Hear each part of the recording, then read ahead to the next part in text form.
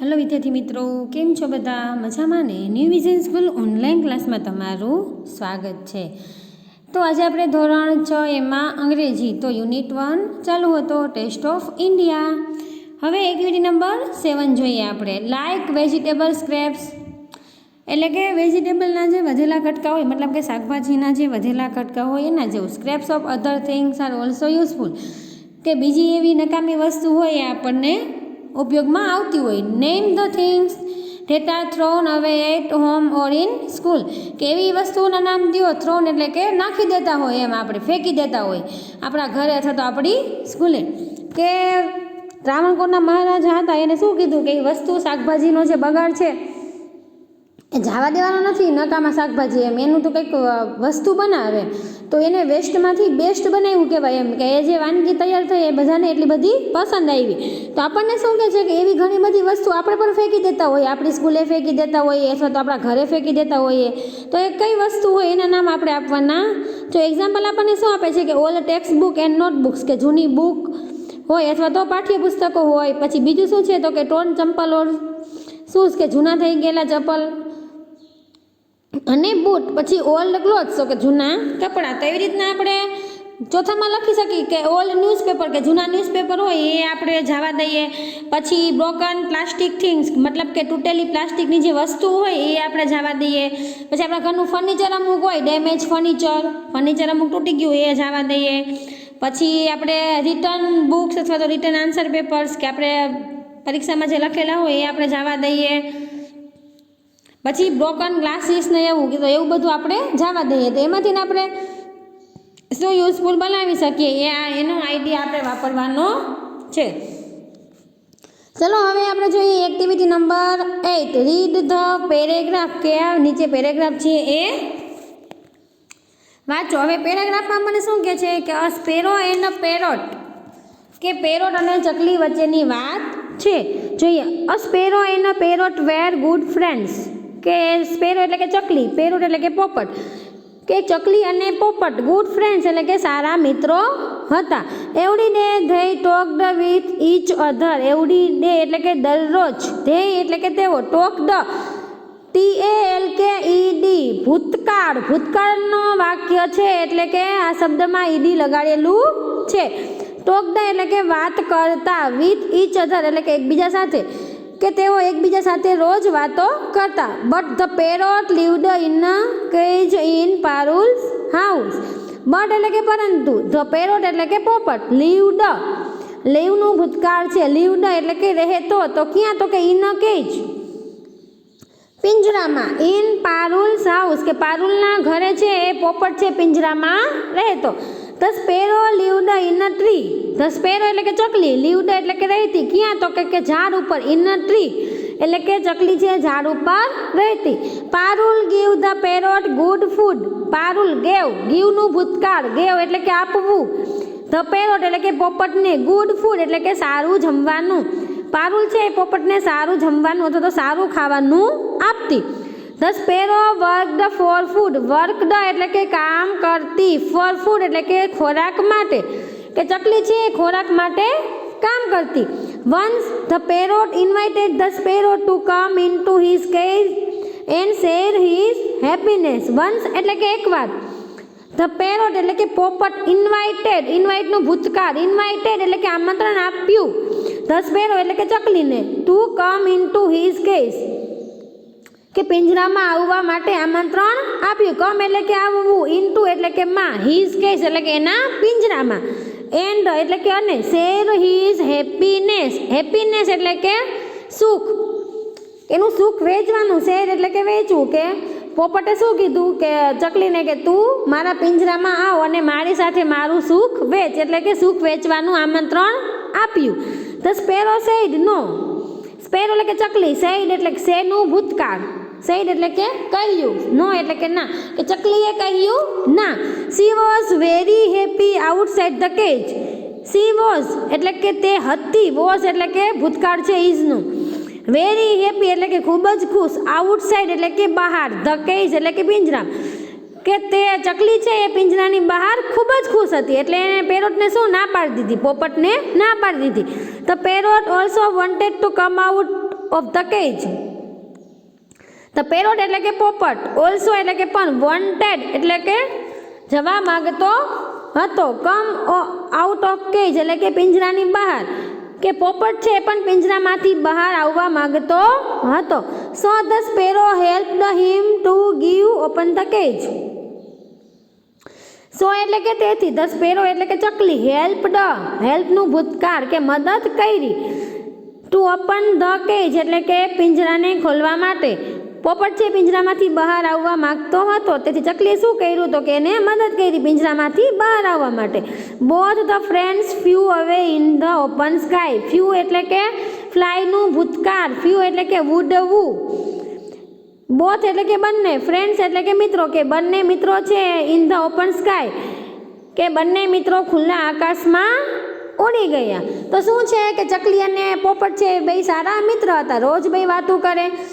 પોપટ છે એ પિંજરામાં હતો અને ચકલી છે એ બહાર રહેતી. પછી પોપટ જેના પિંજરામાં રહેતો પારુલના ઘરે, તો પારુલ એને સારું સારું ખાવાનું આપતી, પણ ચકલી છે એને ખાવા માટે કામ કરવું પડતું. પછી એકવાર પોપટે કીધું કે તું મારા પિંજરામાં આવ, એમ મારું સુખ છે વેચ એમ. તો ચકલીએ શું કીધું કે ના, મને તો પિંજરાની બહાર જ મજા આવે છે. તો પછી પોપટ પણ પિંજરાની બહાર આવવા માગતો હતો. તો પછી ચકલીએ શું કર્યું, પોપટને બહાર આવવા માટે મદદ કરી. પછી બંને મિત્રો ખુલ્લા આકાશમાં ઉડી ગયા. ચલો એક્ટિવિટી નંબર બી જોઈએ. Follow the example and write action words from the story. કે એક્ઝામ્પલ છે જો અને એક્શન વર્ડ જે સ્ટોરીમાં આવ્યા આપણે લખવાના છે. ટોક, તો ટોકનું શું ભૂતકાળ આવ્યું, ટોક ડ. પછી લાઇક ડ, લાઇક ડ છે તો એ લાઇકનું ભૂતકાળ છે તો સામે લાઇક લખવાનું. હવે લીવ ડ, તો લીવનું ભૂતકાળ છે તો સામે લખવાનું લીવ. વર્ક ડ, વર્કનું ભૂતકાળ છે તો લખવાનું વર્ક, WORK. હવે એવા એવા શબ્દ ચાલો બાજુમાં લખો. ઇન્વાઇટેડ, INVITED, ઇન્વાઇટેડ એટલે કે ઇન્વાઇટ, INVITE.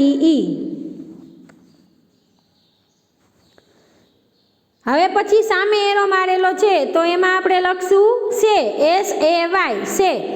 તો શેનું ભૂતકાળ શું થાય, સેડ, SAID, સેડ.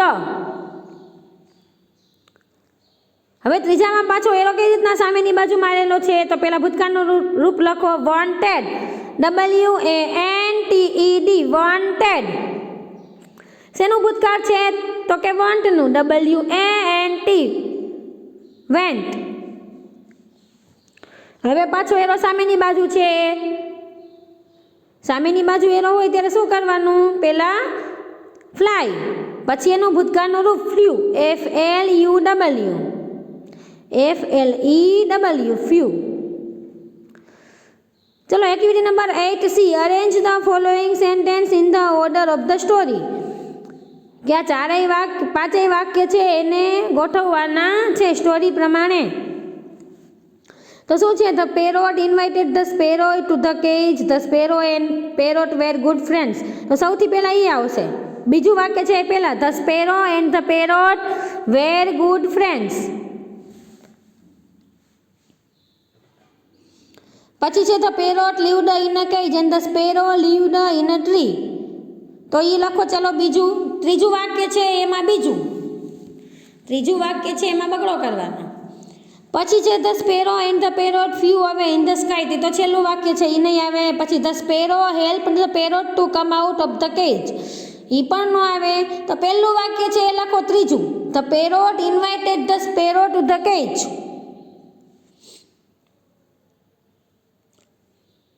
પછી આવશે the sparrow help the parrot to come out of the cage. અને પછી છેલ્લે આવશે કે the sparrow and parrot flew away in the sky. ચલો જોઈએ activity number 9. Answer the questions, કે પ્રશ્નના જવાબ આપો. હવે શું કહે છે કે પહેલું, you need 2 clips to hang 1 hanky. You need એટલે કે તમારે જોઈએ, 2 ક્લિપ્સ એટલે કે 2 ક્લિપ જોઈએ. શેના માટે, ટુ હેંગ 1 હેન્કી, કે એક હેન્કી ટીંગાડવા માટે તમારે 2 ક્લિપ જોઈએ. હવે શું કહે છે, you need 3 clips to hang 2 hanky, કે તમારે 3 ક્લિપ જોઈએ. તો શેના માટે, તો કે 2 હેન્કી ટીંગાડવા માટે 3 જોઈએ, એક માટે 2 જોઈએ. હવે યુ નીડ 4 ક્લિપ્સ ટુ હેંગ 3 હેન્કીસ, કે 3 હેન્કી ટીંગાડવા હોય તો કેટલી ક્લિપ જોઈ, તો કે 4.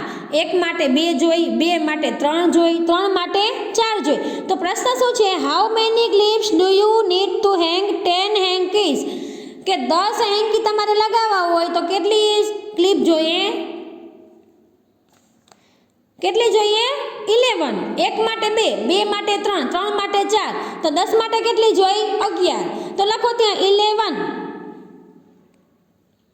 હવે બીજું છે, you want to divide a page into 10 identical columns, કે આપણે એક પેજ છે એના પાર્ટ કરવાના છે, કેટલા, તો કે 10 આઇડેન્ટિકલ કોલમ કરવાની છે. How many lines will you draw, કે તમારે કેટલી લાઈન દોરવી પડશે, તો 10 કોલમ કરવી હોય તો તમારે 9 લાઈન કરવી પડે. સમજે છે શું કહું છું, એ ન સમજાય તો ઘરે ટ્રાય કરવાની, કે 10 તમારે પાર્ટ કરવા છે પેજના, તો તેમાં કેટલી દોરવી પડે. આપણે 5 પાડા લખવા હોય, 11, 12, 13, 14 ને 15 એ રીતના 5 પાડા લખવા હોય તો આપણે 4 લાઈન દોરીએ એટલે 5 પાર્ટ થઈ જાય. તો એવી રીતના આપણે 10 કોલમ કરવાની છે, તો કેટલા લાઈન ડ્રો કરવી પડશે, તો કે 9. એમાં લખો ચલો 9. હવે ત્રીજું છે, you want 16 folds in paper, કે તમારે એક પેજ છે એમાં 16 ફોલ્ડ કરવાના છે. How many times will you fold, તો કેટલી વાર આવે, 4 વાર. એકને એક પેજ તમે 4 વાર કરો ને એટલે એમાં 16 વખત ફોલ્ડ થઈ જાય, ચોકે 16. ચલો પછી કહે છે કે you can make 1 new perfume stick out of 4 burnt perfume sticks, કે તમે એક નવી પરફ્યુમ સ્ટિક બનાવી શકો, તો કેટલામાંથી, તો કે 4 સળગેલી હોય પરફ્યુમ સ્ટિક એમાંથી બનાવી શકો. Out of 16 બર્ન્ટ sticks how many new sticks can you make, કે 4 માંથી 1 બને છે, તો આપણી પાસે 64 હોય તો એમાંથી કેટલી બને, 16 ચોક 64. એક માટે 4 જોઈએ, એક માટે 4 જોઈએ, તો 64 છે તો કેટલી બને, તો કે 16. સમજાય છે. ચલો હવે જોઈએ activity number 10, colour the picture, કે નીચે પિક્ચર છે એમાં કલર કરો. હવે બી જોઈએ, fill the blanks using appropriate preposition as per the picture. તો ટેબલ ઇઝ ખાલી જગ્યા ધ વિન્ડો, ટેબલ છે એ ક્યાં છે, જો ચલો ટેબલ આપણને ક્યાં દેખાય છે, તો બારીની બાજુમાં. જો આ ટેબલ છે ને આ બારી છે, તો near the window, near the window. There are 2 પિલોઝ, ખાલી જગ્યા ધ કોટ. જો અહીંયા આપણને 2 પિલો દેખાય છે, તો on. There are 2 pillows on the cot. There is not a wash basin, ખાલી જગ્યા the picture. There is not a wash basin, એટલે કે ધોવાના વાસણ નથી. On the picture, એટલે કે પિક્ચરમાં છે નહીં, તો on. There are 16 pictures, ખાલી જગ્યા the wall.